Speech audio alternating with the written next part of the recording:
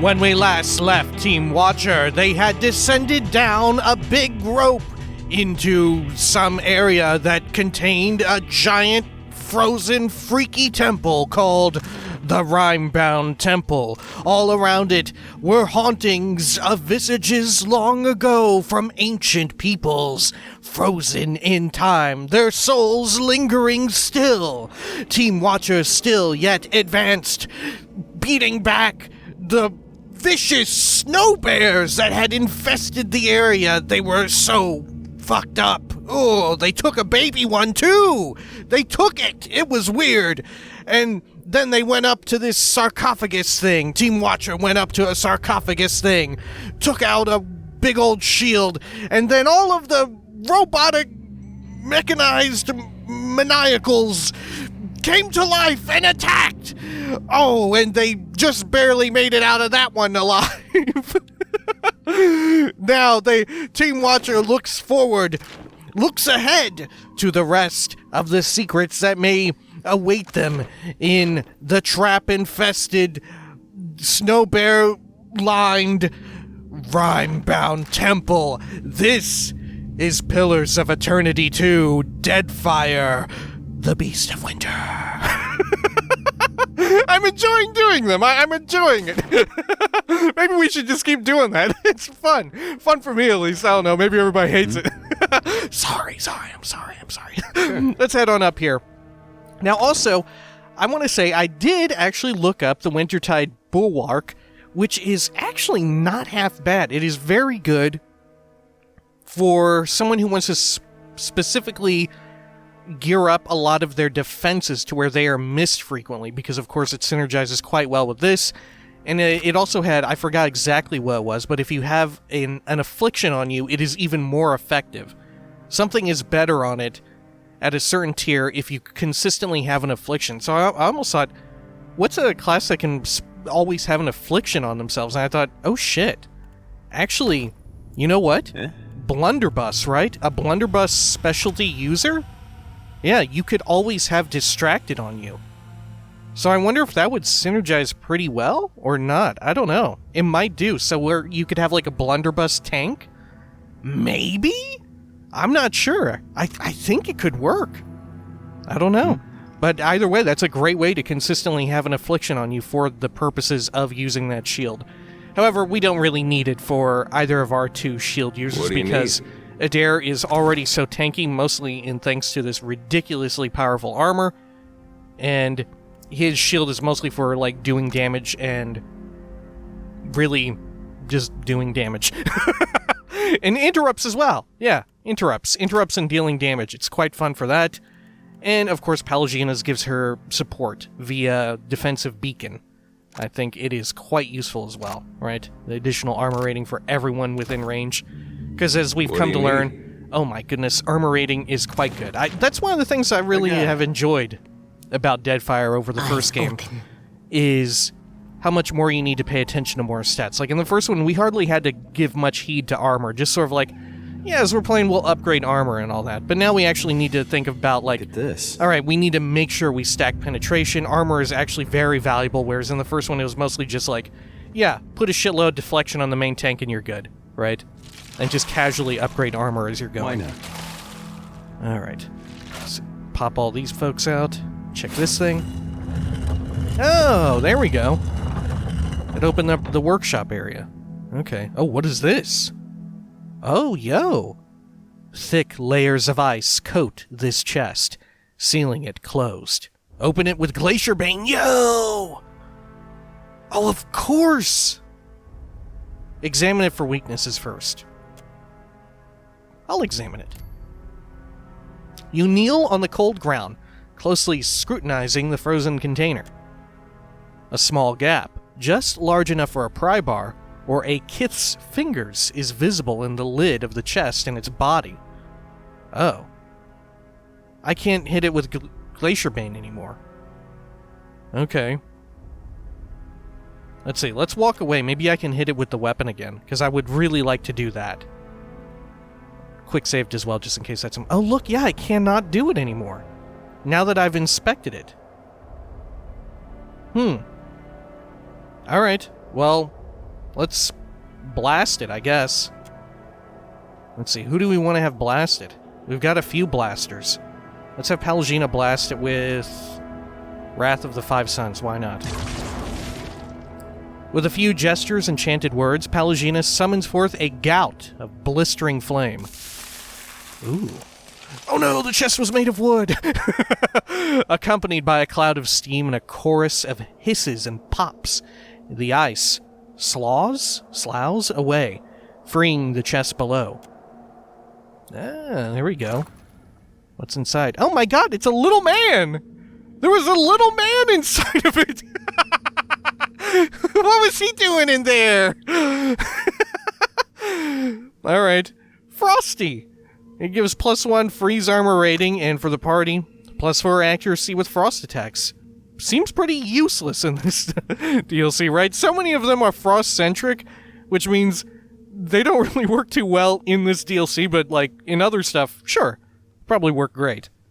Alright, small and cold to the touch, this construct may have been a prototype, or the product of tinkering, or a toy.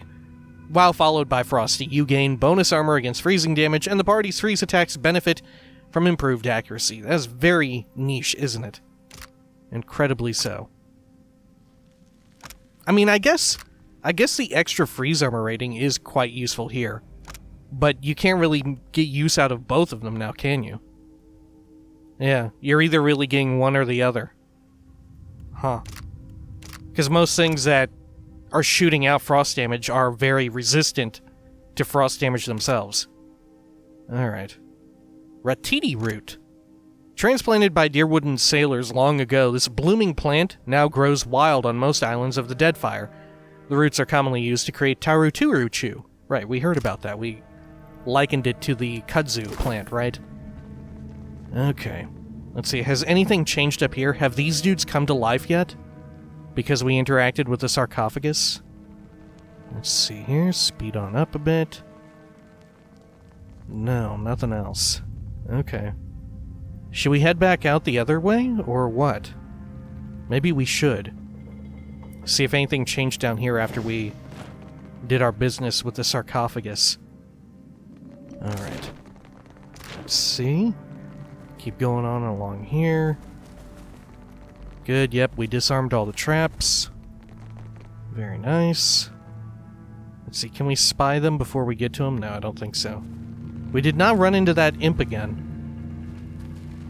Okay. Let's see here. No, they are still... Let's take a look. Inactive. That's ominous. Okay. I don't like that. Alright, let's head on out of here, I guess. Did we explore everything in the temple, then? Let's see. Did we go out here, the ice wall area? I think we did, didn't we? We went out there, right? And we checked that dude's body. Right? We did that. We did all this. Let's see. Let's just double check, just in case I'm a damn fool. What else can we do here at the temple? I can't remember. There was that one closed off area in the other section, right? But how would we access it? Unless, like, what we did here somehow interacted... Oh, wait, yeah, we could just go into the main temple. Alright, yeah. We should probably fucking do that, huh? Alright. How the... Uh-oh. Are we trapped here? I am ready. My pleasure, amigo. Oh, no. We may be trapped here. Oh, no. Team Watcher has fallen into a great trap. Oh, no. We are trapped here! The way back in is gone! Oh, there it is. It's reappeared. You saw it, right? It disappeared! We were trapped! One last devilish trick from the Ingwithans. Ooh, those buttholes. Alright. Now, do you think we should go and turn in our side quests, right? Because we definitely have the one for the drink. Do we have another? Let's see. Where would it be listed? Oh, there it is. Yeah, this stuff. Maybe we should do these and turn them in. Oh, look. Yo, this has a recommended companion, Seraphim. What? Oh, fuck. Alright. Sure, I guess we'll turn it in with Seraphim accompanying us, and then we'll do a quick swapperoo again. Weird. Alright, yeah, I guess we'll do turn-ins, and then we'll come back to the temple. Right? That makes sense. Man, I totally did... It did not even occur to me that some of these side quests would have recommended companions to be, like, other ones. Ones that were not immediately obvious. Alright, so we'll at least have him for the turn-in. There we are. Good. Which is very peculiar to me as well, because that one seemed like such a straight-up fetch quest, right? Just while you're around the area, may as well do it for some extra XP. Oh, look, this guy... Oh, shit! Oh, what the fuck? What is that? This one is now interactable. Oh, dude. Are they gonna try and attack us now? What happens? Why is this one glowing? Oh. Though largely intact, there seems to be a leak somewhere within this construct. A trail of sweet-scented green fluid winds down the machine's carapace. The ice beneath it is blackened, as if burned. Investigate the leak. A panel on the side of the device allows access to its inner workings. Within, you can see the reservoir from which the fluid oozes. Ooh. Gears, cogs, and similar mechanisms fill the inside of the machine. However, a false move might result in maimed fingers, or worse. Mechanics of 12. Ooh. Or dexterity of 15. Okay, let's scoop. You carefully withdraw a measure of fluid, but not quite carefully enough. Gears turn and springs stretch, and you just barely manage to get your hand and the precious fluid out of the machine intact. So it's coming to life. And this is the exact same thing we found earlier. With a grinding sound like a falling portcullis, the construct's attention turns to you. Oh, it didn't like that, huh? Okay.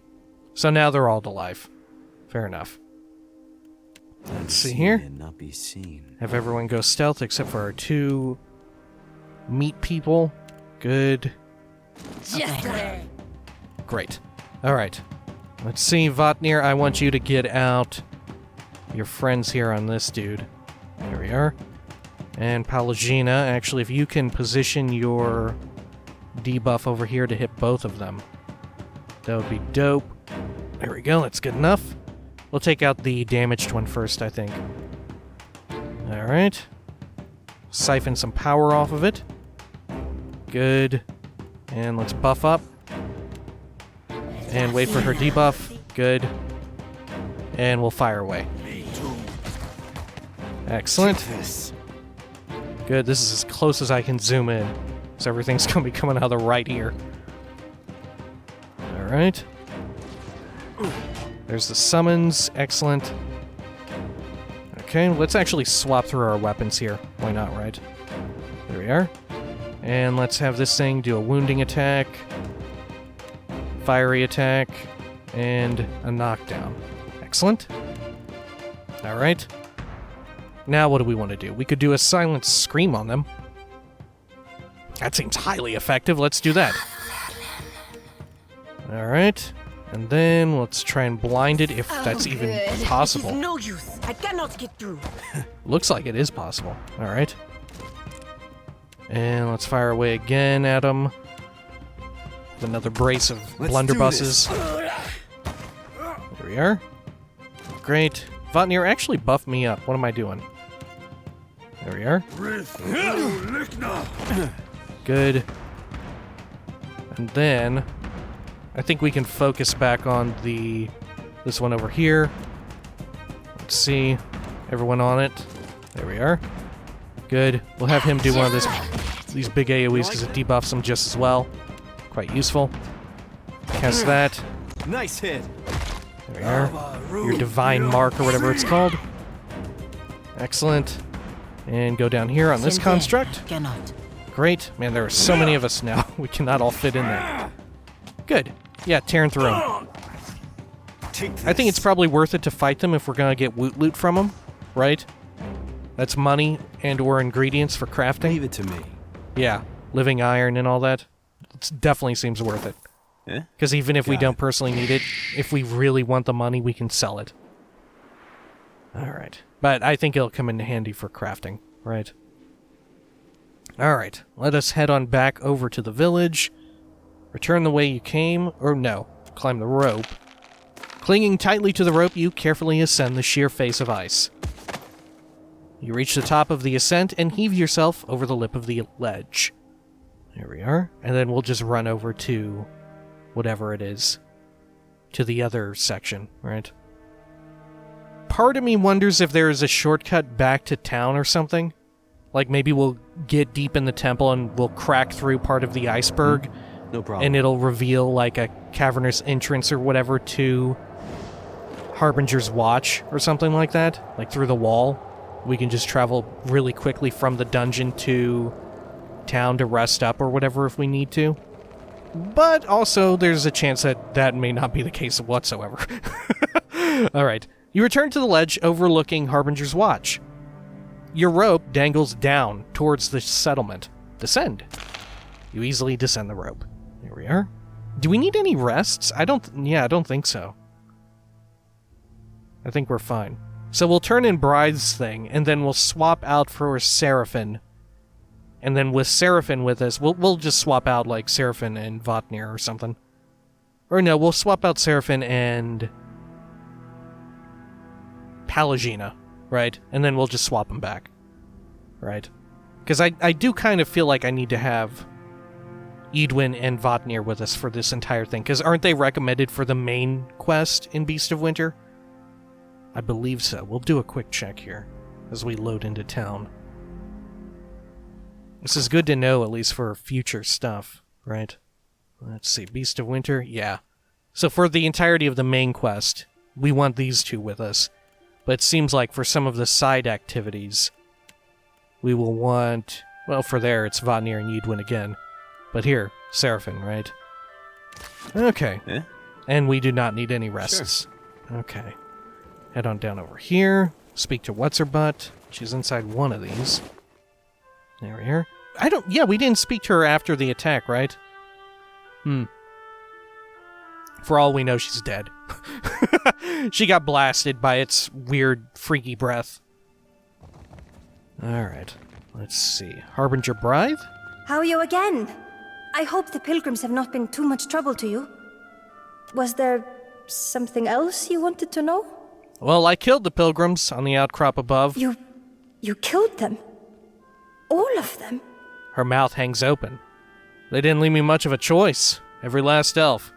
Isn't that what you wanted? They're no longer a threat. Yeah, isn't that what you wanted? I wanted them dealt with. Surely there were... She shakes her head. Uh-oh. Foolish Brise. You asked the Dusk Speaker. What did you expect? Fuck! She rubs her forehead. Here. I've not much coin, but you've done as I've asked, so it's yours. She pushes a fat pouch of alien coinage into your hands. Fuck. Did I do something wrong? Do you have further work for me? What's bothering you, Brythe? Perhaps I can help. I mean, they didn't... In my defense, they really didn't leave me any choice. They were hostile, right? I wonder if there was an optional way to solve that, though. To, like, scare them away without engaging in combat. I'm not sure. Maybe some way you could interact with the fire pit or something? Or the statue? Yeah, I don't know. Let's see. Did I do something wrong? No. She shakes her head. When you did your bloody work atop the flow, did you see a woman, about 30 winters my senior, with skin matching mine and hair the color of butter? Oh god, was it like her mom or something? No, but I wasn't looking. I would have, if I'd known to. If you sought someone, you should have told me as much. If she's dead, that's on your soul. I don't remember. I can go check the corpses if you'd like. Yeah, I can go check the bodies. With a sigh that sends a shudder through her small body, Brythe shakes her head. No. I can pick through corpses myself. Oh my god, this is much. This is awful! Did we just kill her fucking mom? Still, I suppose it's a good thing for the watch. You ending the pilgrim threat? Jeez. Damn right it was. I'll keep an eye out for any signs of her. How was it you knew one of the pilgrims? Ares, my sister, she was always, well, she believed. Truly believed. In a way that I never have. Oh, so that was her sister. 30 years her senior, goodness. I guess I don't know, like, the overall general lifespan of snow elves, right? Not that the gods were real. Obviously Rimmergand exists. But that doesn't mean we've taken the right lessons from him, or interpreted them correctly. Ares was always surer. She's smart. Incredibly smart. Always very interested in souls and machines and the like. But she was also very, very convinced. Hugging herself, she exhales a ragged breath. I've wasted enough of your time. I doubt Ares is still alive after all this time. But it would have been nice to have known. For certain. Thaklout, Duskspeaker. And farewell. And that means an Ordhilma expression of gratitude. She proffers a weak smile and turns away. Carmine eyes narrowed in thought, Edwin frowns at the younger Glamfellan. What is it? Think we can't trust her? Ignore her and leave. What is it? She turns a raised eyebrow on you, lips twisting into a slight smirk. That one reminds me of myself at her age. Not quite clever enough to realize how clever she is. Nor half clever enough to realize how much cleverer she'll need to be. Shall we carry on, Duskspeaker? What a thing to say, Edwin. Alright. If we're from the White the Winds. Yeah, there's a lot of White the Winds interactivity here, huh? Let's nod silently. Say nothing. Nod silently. With a small bow, Edwin nods. Alright. Eh? Anything else from you? Feyen Heimcomer, Duskspeaker. Ooh. Feyen Heimcomer. An Ordhilma greeting that literally translates to, I'm glad you made it home. Was there something else you wanted to know? Do you know anything of the temple within the flow, or the Vytmadh within? The White Maw. Yeah, do you know anything of I that? don't, nay. No. If anyone can tell you about that, it'd be High Harbinger Vytmadh. Right. Have you found any sign of your sister? Nay, I found none at all. She shakes her head. Alright, well, see ya. Yeah, got it. Alright, hopefully we didn't kill her. Good God. Let's head on out over here. And then we'll hit up the main, like, inn? It's not really an inn. The temple? It's not a temple, is it? It's some sort of, like, church or whatever, right? Whatever this is. The Harbingers Retreat. I'm not sure what you would call this. It's definitely a place of worship, but also, I don't know. Multi-purpose facility. We'll head in here, swap out Pallegina for Seraphin temporarily, and then do the booze. Maybe Seraphin will try and drink some. Maybe somehow he can not die by drinking it. Let's see, is there anyone else up in here now?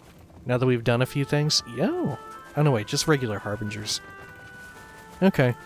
Fair enough. Good, good, good. Let's see. What is up? Hello again. I need What supplies. And let us swap out party management. There you go, Goodies. Pallegina. And let's get Seraphin out. Good. Alright, and we'll just have him with us for this quest. Just ready to ship off? The very worst case scenario with this no would be that some fucking monster appears because we turn in this quest and we are without a healer. I mean, Vatnir has some degree of healing, but it's nothing compared to Pallegina's. we wouldn't be able to take on the messenger without Pallegina. Alright. There's this strange man who wants to, like, drink some fucked up brew. There we are. Alright, maybe this is what he wants. He wants to die by drinking it. Right? Maybe that's the whole idea. You return! Is it too much to hope that you do so bearing fluid from a rhyme construct? I got it. It's gonna kill you. Here you are. Fantastic! I can mix it into the first batch immediately. Well, not so fast. Recoiling, he drops his hand to his side. What? I can't give you this. It's ridiculously toxic. I'll hand it over, but you should know that it's highly toxic. We haven't discussed the matter of payment. Should I let this guy kill himself if he wants to? I don't think I should. 'Cause what if he's not in his right mind, right? Like, we have additional context for the gods that makes us think that maybe fuck them, right? Oh, shit. It's difficult because their entire belief system revolves around death, right? All right. I can't give you this. It's ridiculously toxic. And? Death is a fact of life. But you wouldn't be dying in a natural... Well, I guess neither did the other ones when they ran outside and got blasted by that dragon. Here, I've this ring from the temple. Such magic. Trade it for the fluid. Or coin. I've coin. 4,000 coins. Jesus. Let's see. Diplomacy check. Jesus, should we let them kill themselves? Fuck. I don't know if we should.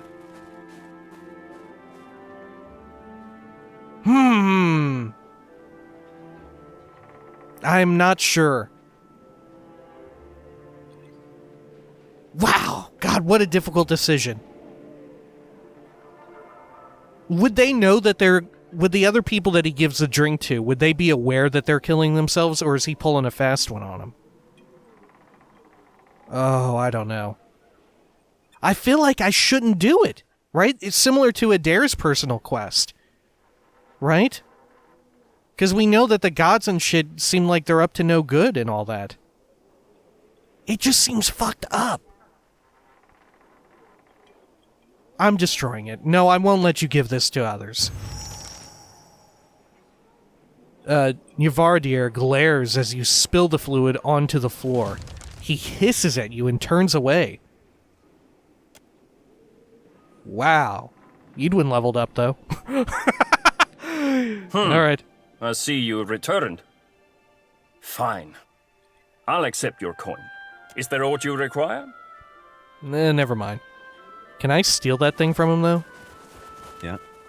Got it. Can I steal the money and the... Quietly. in the ring from him? Let's find out. Seraphin didn't have any input there either. Interestingly enough. I guess it was for a different stage of the quest that we missed out on. Bummer. Alright. There we are. And no, he does not. Alright. Yeah. Sure. Let's see. Let's go on and swap them back. Right. Head all the way down here. Or can we do it at one of these vendors? I don't think so. Hello again, Dusk Speaker. See anything that interests? Take a You look. have... Let's see. No, it's just retraining. Fair enough. We'll head on back in, swap folks out. Here, does this dude know something? Please, drink, eat, be merry. Alright, let's go back in. I don't know. Why is this such a more difficult decision than what happened with Adair and those folks? Because they totally believed in it as well, right? I guess because they seem so lighthearted about death, whereas the other ones, it was like a big ordeal. I'm not Hello sure. again. Because it feels weird that there does feel like there's some distinction between that decision on the ship with Adair's potential son and what's happening here with these people who are also willing to sacrifice themselves. I don't know. I think maybe our stance should just be fuck it because we know the true nature of the gods, right? Even if they end up hating us. What I have is yours. Vort. Alright, let's swap out I'll be shoving Seraphin off then, Cap. for Pallegina. There we go. Great. At your service, amico. Now let's make sure we get them back into proper position. Excellent. No problem. And then we can head on back up to the temple, right? I think it's good that we did this. Who knows, maybe on our way back up there, we'll see something in the pilgrim area that, I don't know, is a clue to that person. Whatever her 30-year-old older sister. The flat plane of ice rises above... we've heard this before. The rope still hangs. Climb it up. There we are. Good. Yeah, I guess we can do like a quick once-over here. Maybe we'll see the body? It didn't give us an additional quest, but there may be some sort of like extra dialogue or whatever. Let's see. Yeah, I'm not sure how we could have resolved this peacefully. I think it was meant to be a fake out, maybe? To be like, oh yeah, look. She didn't want you to kill him. I'm not sure. Let's see, because I don't know how else you could have solved it. Maybe by just sneaking around or something. No, because you still had to get them to leave. Yeah, I don't know. Let's look over here. Anything? No. Alright, fair enough. Here, we should still level up Edelen real quick, shouldn't we? We'll do that at the next load screen. We'll take a little bit of extra time to do that. Alright. Yeah. Let's head on down. And descend the rope. We don't need to test it. There we go. Good. And when next we come back, we'll have leveled up Edelen as well. And we are back. Alright, so for Edelen, all I did was simply get farcasting. That way she can sort of reach a bit further in combat without having to move upward more. I think it's a good thing, right? Farcasting, pretty useful. 20% extra range. Didn't actually pick any, although we're on tier 7 here, or ranks power level 7, yeah, opted not to really pick any of them up because she's hardly using spells that can crit. For the most part, she's using debuffs and mind control.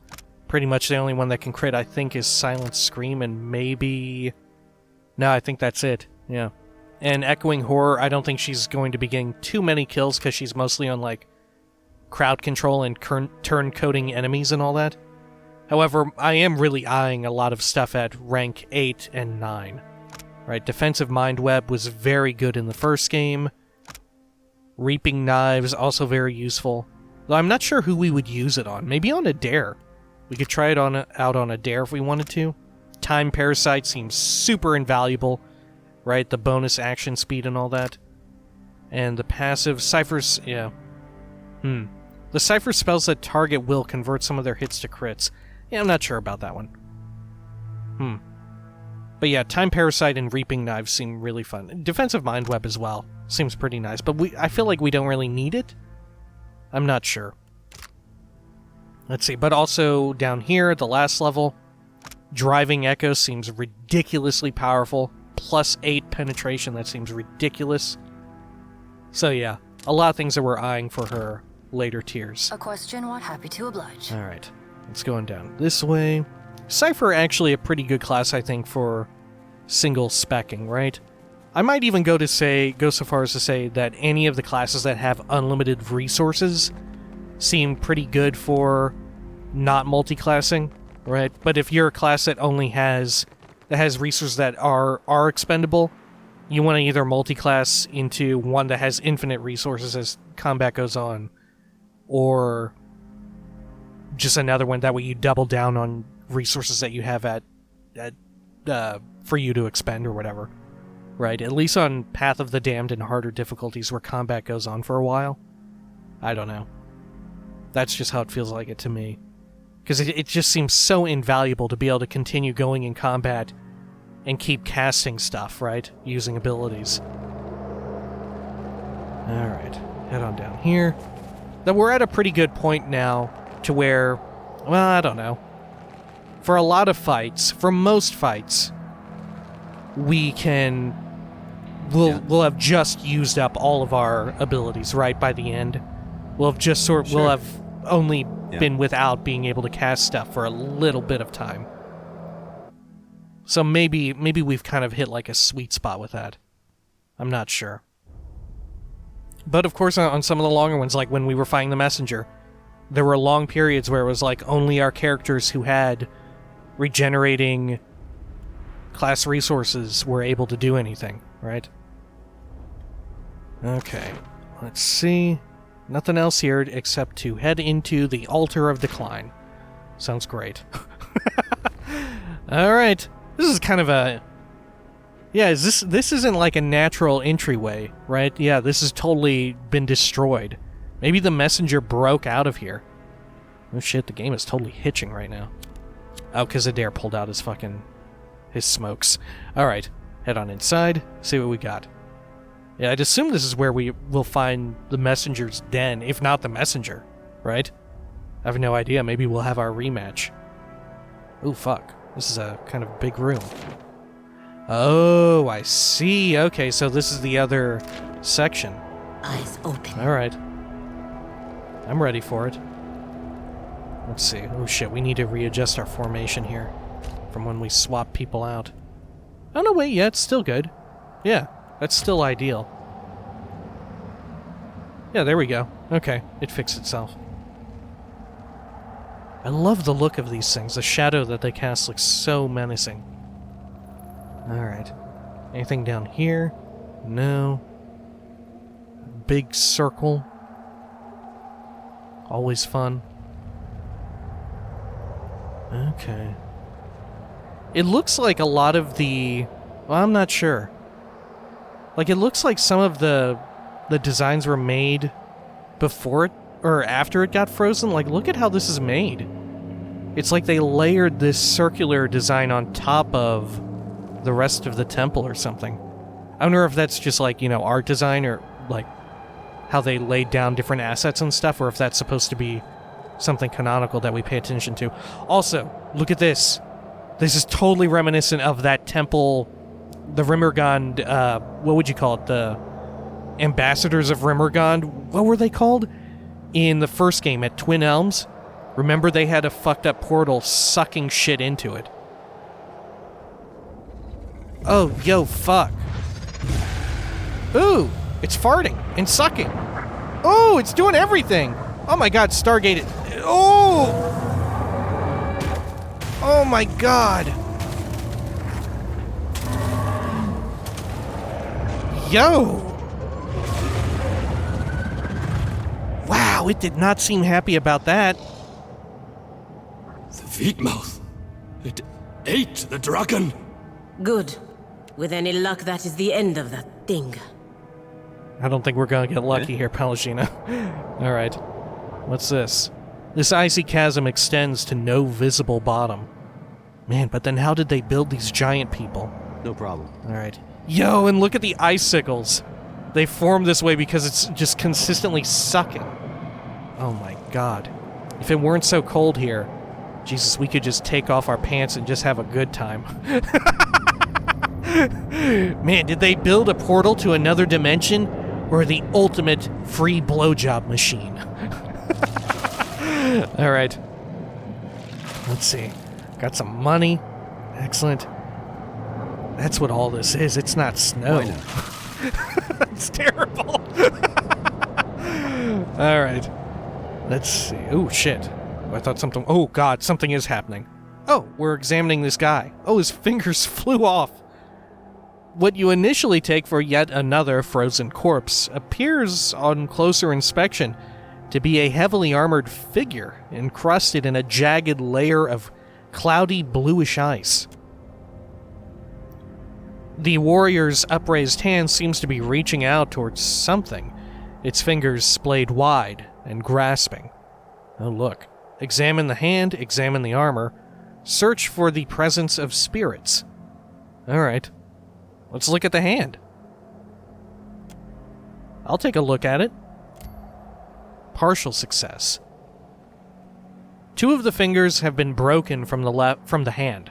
Based on the hard, sharp edges of what's left, it seems this occurred after the figure froze over. Okay. Can we have anyone else do like an insight perception? No. Alright. History and religion. Let's try and examine the armor. Your Votnir's pretty good at history and religion. The angle of the joints indicate that the warrior once gripped something tightly, something since removed. Deep scratches in the wrist suggest that someone clawed at the figure long after it froze over, perhaps to remove the absent object. Alright, Vytmadh, take a look. Partial success. The breastplate and chain worn by this figure seems significantly more intricate than anything else you've seen since arriving at Harbinger's Watch. Padding and heavy cloth complete the panoply. Panoply? Probably as protection against the cold. Barely visible through the ice, you can make out etching suggestive of the imagery of Rimebound, snowflakes, skulls, and of course, the horned face of the Aurochs. Remove the helmet. Let's search for the presence of spirits first. Ooh. You open your soul to the presence of other spirits. While a few strands of weak soul energy cling to the frozen figure, you sense no soul present within or near the body. Alright, let's take its hat. It's a scary-looking man underneath! The helmet does not appear to be as solidly frozen to the figure as the rest of the armor. A few minutes spent wiggling and tugging at it freeze the helm. Oh! Oh no way! Is that her sister?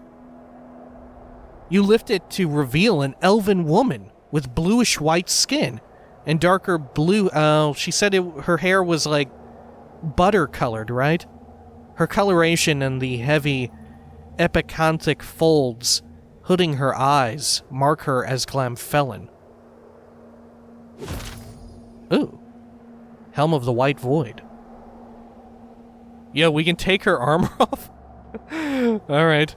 I mean, maybe we should. Why not? Let's see. Helm of the White Void. Looks kind of cool. 10% of incoming grazes converted to misses from weapons. Not half bad. Plus 10 accuracy with body affliction, mind affliction attacks. Wow, that's really good! Oh my god, we need to put that on Yidwin. Holy shit, that is so good on Yidwin. We need to do that on her. The shards of ice crowning this helm radiate a malignant chill, utterly resisting the glare of the Deadfire sun. It smells musty within, as if worn for centuries by the frozen corpse of a pale elf. Too cold for comfort on even the hottest days, the helm plagues the wearer with endless whispers at the edge of hearing. Strangely, this helm looks far more like something you'd expect of Engwith than of the White that wins. Yo, did you come out of the portal? Alright, get naked. Uh-oh. The armor's intricate straps, weaved chain, and interlocking plates have frozen solid. Removing the armor without damaging the warrior within may prove difficult, if not impossible. Oh shit. Unfasten the straps, sleight of hand check. Well, I got pretty fucking good sleight of hand. Hammer and chisel. Use a hammer and chisel to loosen the armor from the figure. Just rip it free. Fire ability, melt that shit. Reconsider your options. Let's do a sleight of hand check. If anyone can do it, it's fucking me. Nailed it. 13. You painstakingly pick at the many straps and buckles, slowly unfastening the rime-crusted armor from its pale elf bearer. Man, now she's gonna get cold. I'm sorry. Even with the straps unfastened, however, the armor remains frozen in place. Alright. Let's use a pry bar to carefully free the armor. You slide the... Ooh, that does not sound careful. That sounds like we just broke her into a million tiny pieces. You slide the pry bar between... She's like some kind of cartoon character. She's like, oh god, what was it? It wasn't the T... Was it the T-1000? At the end of Terminator 2. It's like the end of Terminator 2. You slide the pry bar between the metal and the remains, gingerly shifting it back and forth, cracking the ice. A final sharp crack sends the frosted armor clanging to the floor. I lost a pry bar. Ooh! The rest of the armor proves no more difficult to claim, and soon you've collected the whole of it, leaving the frozen elf standing in her tattered robes. Guardian's Plate. Ooh. Let's see. Grants spread chaos. +5 defenses. The wearer is infused with Rimmergon's energy, granting a bonus to all defenses while afflicted. Oh, that would go great with that shield. Wow. Huh. Maybe we'll find a weapon that continually places an affliction on someone, right? Though likely 1,000 years have passed since the Glomfellan crafted this armor, it seems impeccably cared for, at least until it spent 4 centuries frozen to a corpse. The magic of the Vytmadh has permanently altered the armor, encasing it in jagged spurs of ice. Whether the armor bore these blessings of the White Void when worn by the Temple Guardians of centuries past remains unclear. Alright. Neat. Cool! Wow, we got a lot of stuff off of that person. Alright, let's check our inventory here. Let's see. We should definitely give this hat to Edwin. Right? Yeah, totally. Because so many of her things are mind afflictions, right? So she'll be even better at landing the crowd control where she charms people and all that. Alright. Oh look, this is soulbound. What? Oh fuck.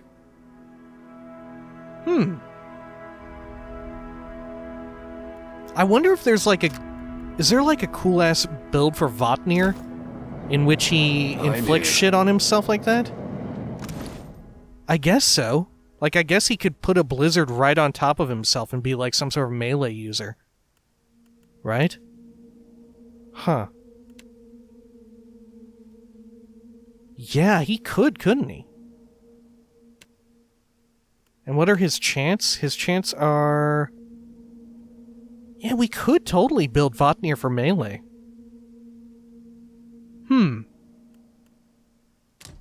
We could do that. Did we find a good melee weapon? We got the Glacier Bane shit, right?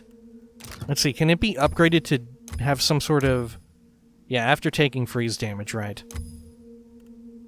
Huh. Ideally, it would be something that grants him an affliction. Right? To where he becomes afflicted with whatever the hell. Let's see, Solitude, Concentration, no. That ain't it. Let's see.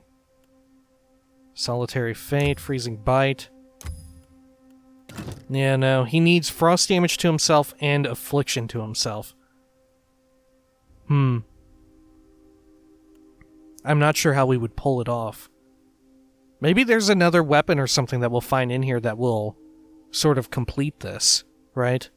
That deals like frost damage to yourself or whatever, similar to the gun that we gave, yeah, to, what's her butt here? Dragon's Dowry, because it deals fire damage to yourself? Could be. Yeah, very fascinating. And what does his current one do? Action speed increase as his health decreases. Right. And he, of course, cannot use the hat because he's a godlike. How does it look? It doesn't look as cool without the matching armor. Alright, there we go. Okay. Shit, look, this is a new icon. Oh my god. Alright. I'm listening. Holy shit. When next we come back, I guess we're going into this thing, huh? Oh, do you like that? This is such a tease. Cutting it off right here. Ooh, I'm bad. I'm a bad person. We took all the armor off of this person, and now we're not even going in here yet. When next we come back, though, we will. However, if you'd like to stick around, we will be doing a little bit of reading. Let's see here. Bring this up. Cyclopedia. Let's read a bit of the bestiary. Let's see, what did we need to read about? We finished up with lurkers, right? So we have nature spirits. How many different nature spirits can we read about? Delemgan, Wenpuigra. Alright, we can do those, and we can do these oozes, which I think are all the same. Yep, and can we do these plant creatures? Oh, I think they're all different. Okay. Yeah, so we'll save the plant creatures for next time. We'll do all the plants. Okay. So, nature spirits. Delemgan. The Delemgan are forest spirits. bound to Adra monuments or ancient, often petrified trees. They appear to have mostly elven-shaped bodies, but their skin is made of wood, and their hair is long and plant-like. As their name suggests, Adragans, or Adra-born, as they are sometimes known, appear to have skin made of Adra. Delemgan glow slightly and often have tiny motes of light around them. Delemgan are entirely magical beings, and as such do not use physical weapons to attack. They retain the overall shape of humanoids, but do not wear clothes and lack sexual organs. Their attractiveness is used in tandem with their magic, typically to mesmerize attackers or lure them to their deaths. These creatures draw their essence from their surroundings. While they have physical bodies and can be killed if those bodies are destroyed, their survival is inextricably linked to the health of their environment. They feel no natural animosity toward other beings, but they will defend their territories with a surprising ferocity. Delemgan may individually be more or less hostile depending on the well-being of their locale, and on whether kith they're previously encountered... probably a typo. Whether kith they've previously encountered have proven to be dangerous or benign. They are traditionally friendly toward rangers and druids. Their spiritual link with trees has led to greater understanding of the link between rangers and their animal companions, though a definitive connection has yet to be made. Delemgan are a natural hindrance to large-scale development. While they usually live peacefully alongside rural communities, towns, and cities with an eye toward expansion, towns and cities with an eye toward expansion may find themselves beset by hostile Delemgan. While rural kith usually oppose the destruction of Delemgan habitats, city dwellers often support the notion, believing that the Delemgan souls will simply reincarnate into other forests or back into kith. That is an interesting way to sort of justify it, right? In that way, though, in some ways you could, like, some fucked up person could totally use that same excuse into just killing other people, right? Alright. The Delempuigra, rotten leaf, more typically called Puigra, rotten, is a Delemgan that has been corrupted by the destruction of their home, or Adra stone. They are as ugly as Delemgan are beautiful, spindly and emaciated with cool tones to their skin. Their hair is dead, dark, and slimy, their facial features contorted, and their teeth long and sharp. Unlike Delemgan, they are not surrounded by motes of light, and they are more willing to attack unfortunate travelers with their long talons. Puigra decorate themselves with the skulls, skins, and feathers of animals they've killed. Just as Delemgan seek to maintain the health of their forests, Puigra seek to corrupt them, making the two species mortal enemies. The rot that infects them endows their attacks with a ghastly poison, but it also makes their bodies weak and brittle, leaving them vulnerable to piercing and crushing attacks. Since they can no longer draw essence from a healthy forest, they must survive by drawing energy and essence out of plants, animals, and kith. This makes them natural allies of shadows, which feed by similar means and enjoy the benefits of a shared hunt. They are hostile toward all life, but rangers and druids are their most common foes. Oh.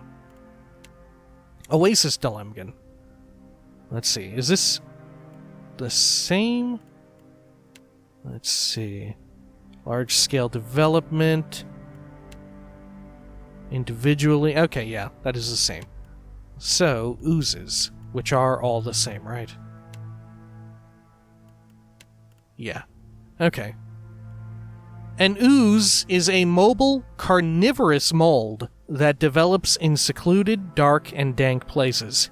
Oozes feed off of ambient bacteria, fungi, and small insects as they grow. They begin to seek larger prey, including humans, once they reach the size of a dog.